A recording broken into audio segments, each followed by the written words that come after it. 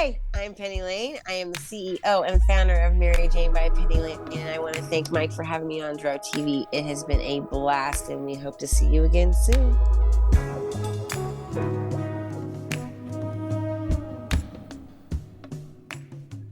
Welcome back to My First Time, the show where our guests get to tell their story of the first time they got high on marijuana. Today, I'd like to welcome our guest, Penny Lane. How are you? I am great, Mike. Thanks for having me. You're welcome. Thanks for coming on Dro TV today. You can find more of Penny Lane, the CEO and founder of Mary Jane by Penny Lane, on Instagram, LinkedIn. So, Penny, please tell our audience where you're located and a little bit about what you do in the cannabis world. I am currently located in Southwest Missouri, in Springfield. I have traveled the country for the last decade from Southern California, from Los Angeles. And I have traveled the country with legalization from state to state, helping issue patient cards, helping cultivations, get up running, staying in compliance, helping with branding, marketing, putting in products on shelves, integrating, making sure that this is a collaborative effort from state to state rather than a competition. I am 2022 Networking Woman of the Year, and Mary Jane by Penny Lane is simply that. We are, it is a collaborative of many companies and myself, and anything and anywhere they want to go. A lot of people reach out to me and say, "Hey, I have this idea," and I say, "Great, I know somebody I can connect you to. Let me reach out for you and see what we can make happen." And this past year, I did a lot of work with Sheldon Cooper and All Access, also with Brooke Westlake, which I know she was just on here, and the Women Yeah, in Cannabis awesome. Expo. Um, so I did a lot of touring this year, and then we just did BizCon, where I got married. I have been Congrats. to every single. Thank you very much. I've been to every single MJ BizCon, so it kind of like in the planning phase was like how, when, why, and I was like, well, there's only one way that I can get married and all of my friends be there, and that's to do it at BizCon. Hey, And so that's what we did. And, I got a lot of support from MJ Biz Daily, a lot of support from Fat Nugs Magazine. You know, Everyone in the cannabis community was just, pretty floored that we were actually going to just, pop off a wedding on day one of BizCon. But we did it, and it was successful and beautiful, and I don't have any regrets.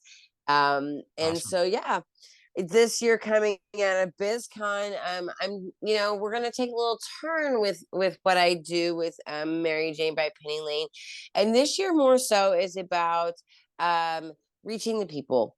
Missouri just passed rec legalization. I was here also when med legalization passed. I feel Oklahoma is soon to follow, and I sit on, where I live is pretty on the state line.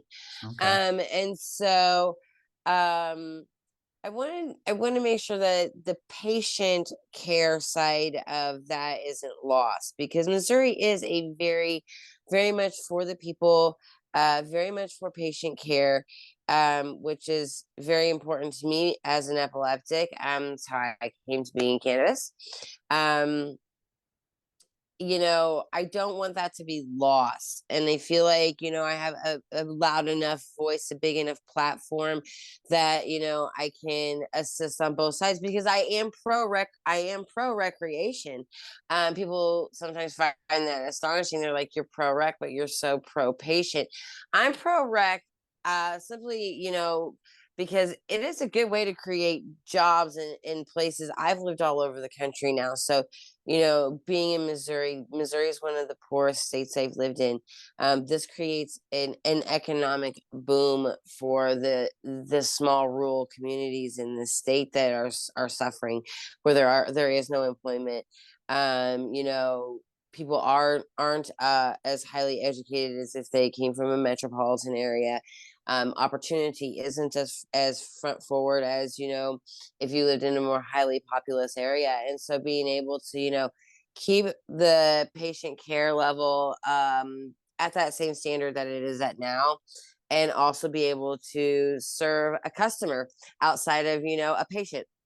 Sure. That's my goal this year. I hope to be able to travel again and tell, to these events that I love so much, I hold near and dear to my heart, and be able to tell my story, and maybe give people a little bit more awareness, because I think sometimes the word influencer is used pretty carefree, and I'm so much more than an influencer. I'm a CEO, I'm a patient, I have a PhD. I want to be able to share the knowledge that I do have, and I want people to see past the cover, I guess. Sure. Yeah. Awesome. And I definitely want to get more into your story of your uh, health issues with epilepsy and expand more on that. But the show is my first time, Penny. So we want to know about the Oh, first time you got high. so honestly, the first time I got high was with my cousins. And all boys. We're all the same age. Within, all of us fall within months of each other. Grew up together, Okay. spent our whole lives together. And it was summertime, and I got to spend the summer at my aunt and uncle's house, and that was like a treat. And because being sick, I have seven siblings, but being sick, my parents kind of were a little bit more protective, about where I was at and what I did. So I think I was about 16 years old, and we were in this nowhere town in Missouri, of all places. And uh it was like, I have this thing in me, Mike, where like my whole life people have said, "Oh, you can't do that, Penny, because you're sick," or "Oh, you can't do that because you're too small," or "Oh, you can't do that because you're a woman." And like that lights a fire inside of me. And one of my Sure. cousins was like, "Oh no, you can't. You can't, because mom and dad will kill us." And I thought, well, I can. So I did. And we had this family, grew up in a very regimented Irish family. And so, you were at the dinner table at 6 o'clock. So, six, here we are. We're all high as hell.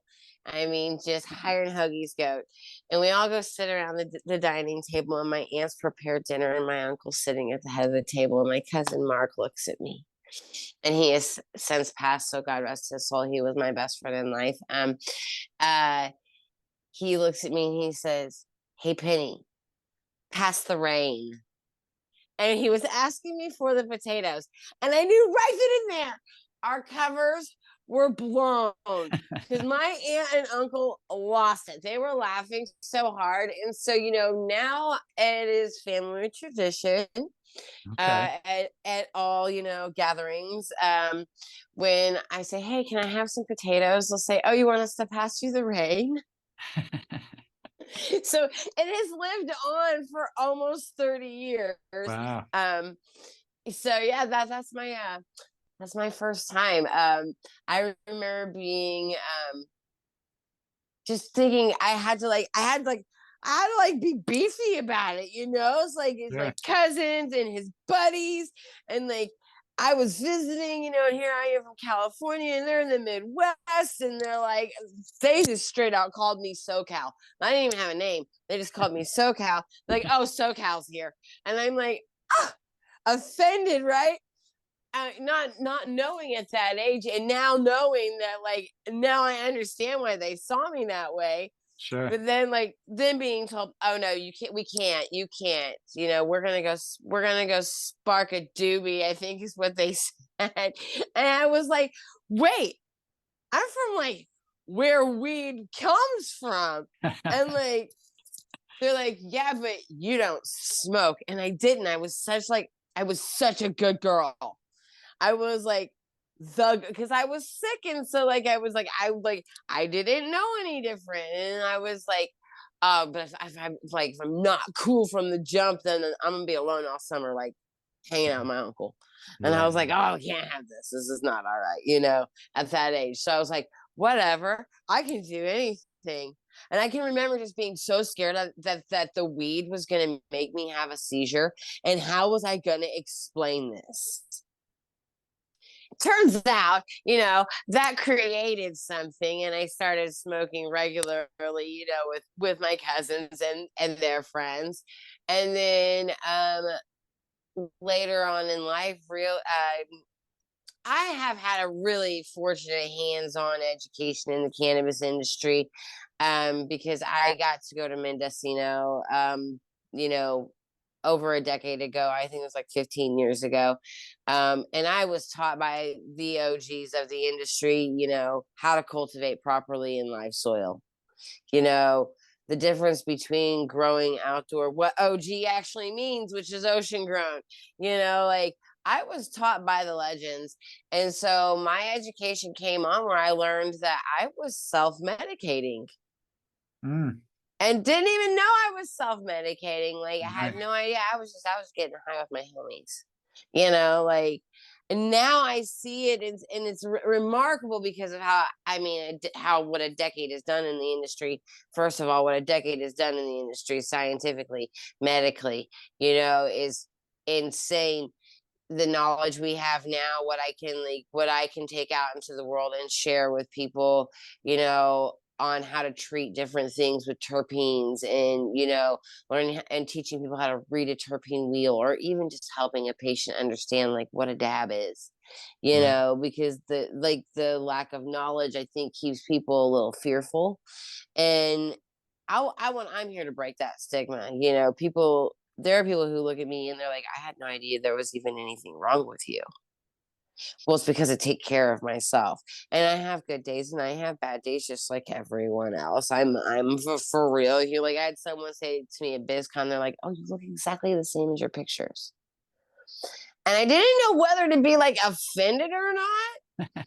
Cause I was like, because they know me from the epilepsy community, and they were like, Right.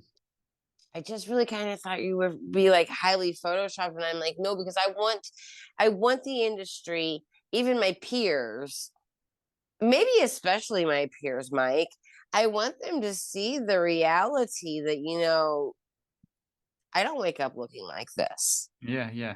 I go to the doctor more than any one human being probably should, so much so that I have a lady that takes care of all of that for me because there are so many doctors. Wow. You know, So Penny, it's Penny, extensive. let's talk about. I'd like to ask because I want you to tell the story. I want to ask when you were diagnosed with epilepsy, when you first realized that cannabis helped your epilepsy, and then where you are today with, you know, everything that you have going on, educating, destigmatizing. Because I was reading about your story on the website, and I I think that would be great for you to talk about when you were first diagnosed. You went to multiple doctors. They said nothing was going to help you, and then when you realized cannabis, can you just talk us through that a little bit? Sure, sure. So I was actually born with a form of epilepsy that is called refractory epilepsy, or basically drug resistant. Okay. But I was born in a time where epilepsy was not a diagnosis. So I was just thought of being as a daydreamer. Okay. She's just a daydreamer. I didn't have convulsive seizures at that point in my life. I was called focalized or absence seizures. And I call them stuck on stupid, where I know everything that's going on around me. I just can't react. And there's nothing really you can do. You just kind of gotta write it out. It's not painful. Um, it just it's always been a part of my life. So I like really didn't know that there was anything wrong. I had an accident when I was 35, and damaged my spinal cord at the C5, C6 vertebrae, which started causing grand mal seizures. Uh, I went into an epileptic coma at one point, went into status epilepticus, went into an epileptic coma, and spent 19 days away from the world. Wow. And I came out of that and went directly into genetic testing.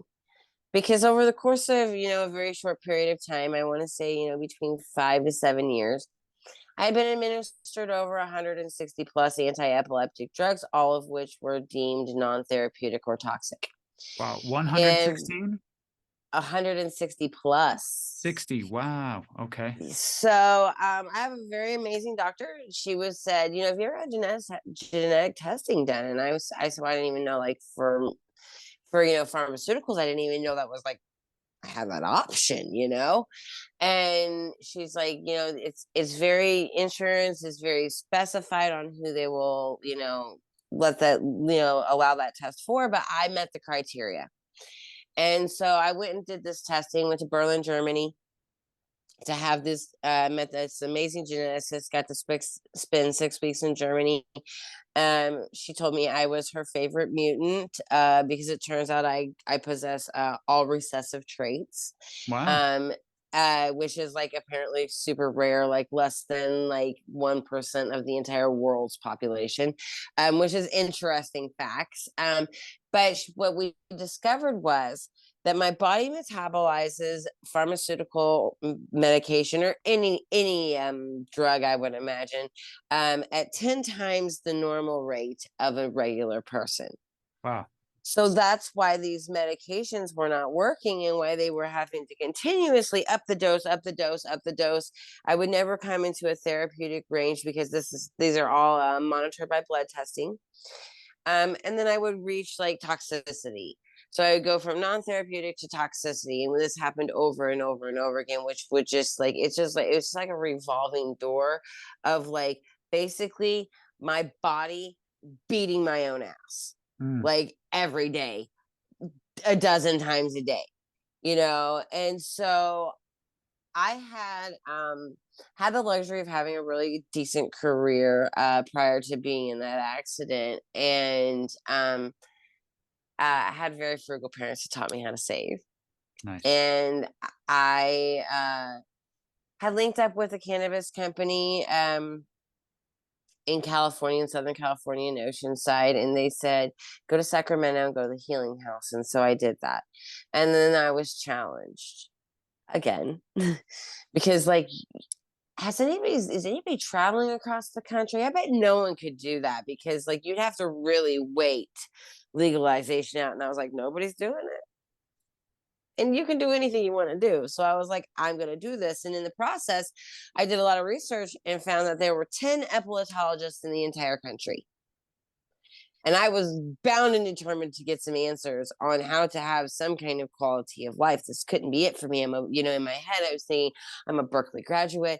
I have a PhD. I have 5 children. I'm successful. Like, what in the actual fuck? No, there's an answer. And so it took me traveling across the country for someone to tell me to go right back home to California.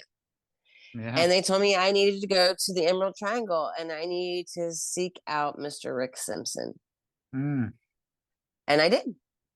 Wow. And I am relentless. My colleagues, that work very close with me on a daily, and my husband will tell you that I'm persuasive. I said, what does that even mean? And he's like, you have this way about you that you can smile. He's like, and people are like, yes, okay, let's go do that. Sounds great, Penny.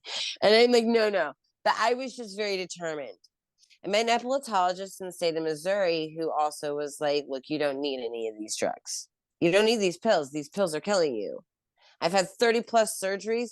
It's now been determined that 22 of those 30 plus surgeries were from the side effects of the pharmaceutical medications I was Mm. being given to treat my epilepsy, which was in fact making it worse. So Wow. I am now plant-based medicine. There are rescue meds, of course, we do keep them on hand. Um, I do keep pain medication on hand. The fact of the matter is epilepsy hurts, seizures freaking hurt. There are times when it takes more than cannabis to ease that pain. Um, but this is a very rare occasion for me. This is not something that I make uh you can become a Dr. Made addict real easy if you have any kind of debilitating disease. I have learned because at one point I took a box of medications to a physician, sat them on his desk, and said, "I don't know if I want them before or if I need them." Mm. That's a problem. I feel, when to my realization, like I wasn't feeling any better, I wasn't feeling any worse. It was nothing was changing, and then I was just really kind of aggravated all the time, I guess. And it was because my body was like telling me stop taking all these stupid pills. So now I just smoke a lot of herb. I like vape.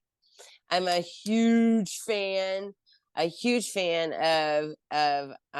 my Yokan vape mod and my 510 thread drop-in carts. Nice. People have all kinds of things to say, but I'll tell you what, that is like the one thing that we do not leave the house without. Do we have sunglasses? Yes. Do we have our phone? Yes. Penny, where's your vape? Like if that, because like I On the can essentials I list. it really is because I've taught myself. I was also, educated by the best of the best in the industry. When you have someone like Rick Simpson or anybody who's worked with him, willing to help you, take every piece of advice that they give you because they're nothing but medicine. They're medicine. They are medicine, Mm. and so, learning to microdose was a big thing. Everyone smokes and they just want to be like, woo, like, and hey, to the moon, Alice, I'm for it. At the same time, I am running a company. I'm doing interviews. I'm educating people. I would like to start a program to where I've noticed that there are not a whole lot of people speaking to the children of parents with epilepsy, and I think that's a conversation that should be had. My kids, at a very young age, we had to, sit them all down, and they vary by 5 years. I have 5 children; they're all 5 years apart. Um, you know, and explain to them, what happens to mom, the realization of it. I think that, in a gentle way, so as not to, scare the living shit out of my children. Epilepsy is scary as hell, you Sure. know. But that's a program that I'm trying to foster, inside of some of these all ages events is, let's talk to these children. Your parents are using this plant, but you're taught in school one thing, the DARE program, but then you see the benefit of what it's doing for your mother who is not convulsing in the floor 50 times a day. Right. So speaking to these kids, I think is going to be a very important platform for me this year, and just getting that voice heard, something I like to kind of stand back and watch everything happen. I like to, give my poignant ideas, and people are like, "That's dope. We're gonna do that. Do you care?" And I'm like, "Nope, have at it." And then I watch it come to fruition, and then I go to big conventions, and I see it, and I can touch it, and that's what I love. But what I've been beckoned for the last year by so many people is the story. Right. People want to know the story. They're like, nobody goes to law school and then ends up being an influencer in cannabis. Right. There's, and that's the thing. There are so many different kinds of lawyers. I am not a cannabis attorney. I'm actually a contract attorney, a copyright lawyer. I worked for Sony Records for 7 years, as a touring copyright attorney. Worked with some of the most amazing bands. Listen to them every day. You probably listen to them every day. And so do millions of other people who are buying records and still making, RIAA standard acceptable Billboard records acceptable. I knew at the time of coming out of that coma that that was not an option for me at that point. So I very graciously resigned my position with Sony, and just took a step back, and that's when my journey in cannabis began, and I didn't even know it was going to be a journey in cannabis. Like that's the most ironic thing about it is that I kind of was a hater, and I was like too good for this, okay, and I like to be honest about it because I don't think enough people are. And I was that person that was like, I'm not smoking pot. Go over there, you stink. And I really was that person until someone gave me some RSO and it stopped the seizure in less than 30 seconds. Wow. And then I was like, hey, you know what? Come here and let me see what that bong thing is that you got. And what is this? And how are you making this happen? And how did you grow that? And can I smoke it can I pluck it like a tomato and eat it? No, I can't. Oh, I've got to cure that. And then the quest for knowledge began. Yeah. And I discovered that it was actually really, really hard at that point because everything was so illegal Mm-hmm. to get people to tell me anything at all. Hey everybody, I want to quickly mention food forest abundance. Food forest abundance is a great way to create your own self-sustaining food forest and naturally occurring ecosystem that's commonly found in nature but designed specifically for you. Through multiple layers of trees, shrubs, herbs, vines, rhizomes, mushrooms, and perennial vegetables, you can become your own supply chain without the typical maintenance required of a garden.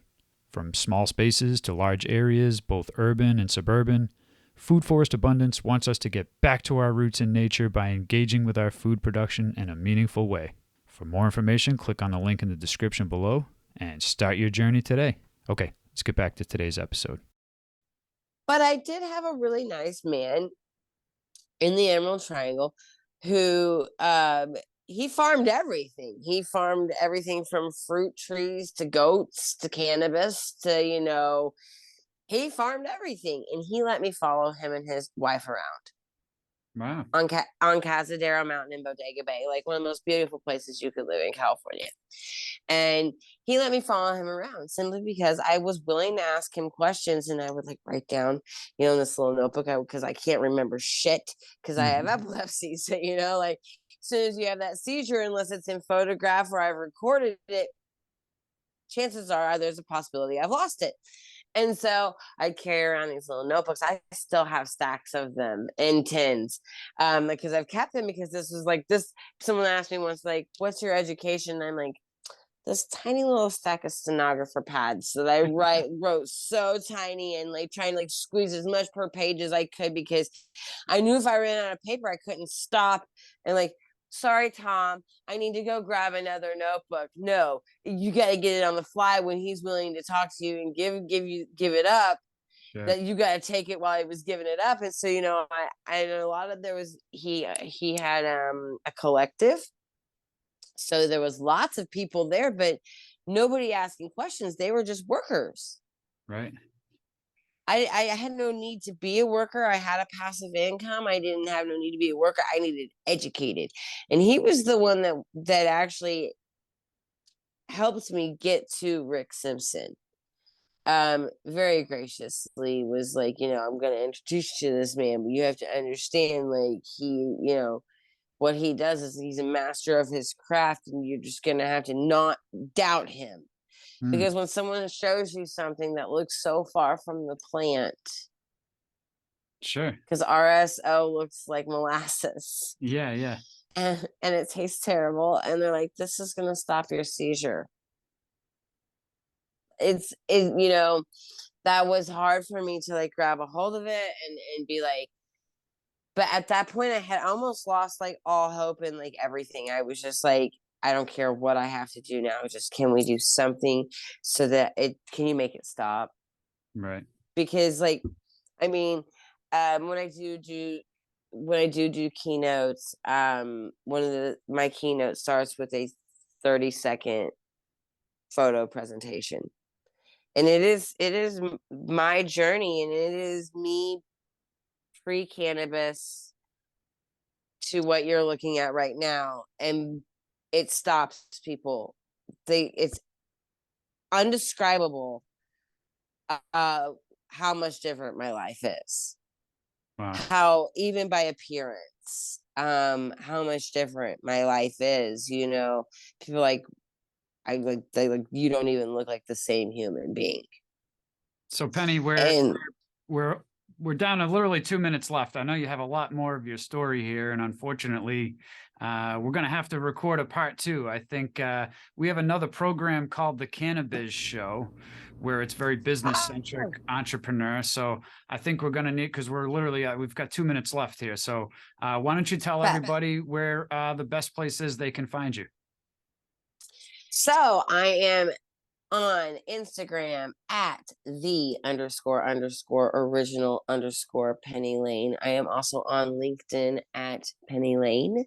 You can also find my company on LinkedIn at Mary Jane by Penny Lane, and on Instagram as well at MJXPL. I've also joined the social club, courtesy of Burner, and you can find me there at Penny Lane, Mary Jane by Penny Lane, soon to come onto the social club. You can also just drop me a DM because I'm a regular guy. Awesome. So, and if you like this episode, make sure you go down there and smash the like button for Penny. Leave a comment what you think about her story and her journey. And if you're interested in a part 2, because I think that's what we need to do. And make sure you subscribe to Dro TV here on YouTube so that you don't miss more amazing interviews and guests like Penny Lane. So that's it for today's episode. Smash the subscribe button. Thanks for watching, everybody. Thank you again, Penny. And as always, smoke them if you got them.